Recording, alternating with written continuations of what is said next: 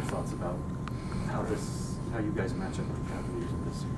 Well, I mean, they're a great team. They're a great team full of great players, playing really well together. The last probably 20, 25 games this season in the first round. They've played great. We're going to have to play really well, and we know that. I think we're confident. We feel like we're playing our best basketball this last stretch too.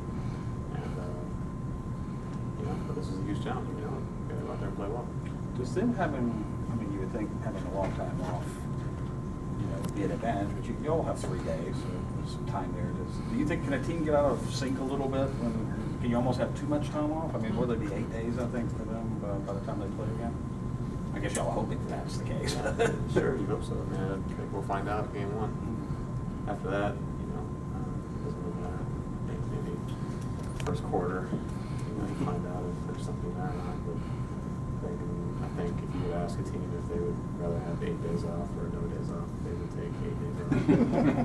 When did you feel this team was flipping from offense to defense, to being a defense first team? I'd say, it's probably weird. I think there was a nice shift in our team, probably on the West Coast trip, that West Coast trip we had. I don't think we played particularly well, but I think there was an understanding amongst ourselves that we had to kind of change some things up. We weren't just going to. I think for a while we were just kind of waiting for last year to happen again. And all of a sudden we were going to get open shots and things were going to be easier for us. And I think there was a good, healthy realization that, hey, we got to evolve.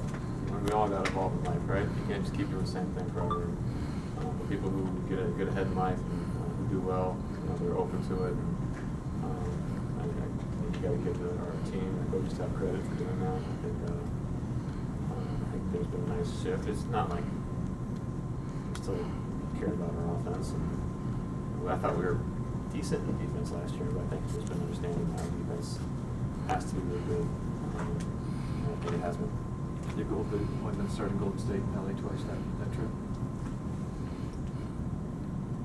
I think everything started to shift on the other one.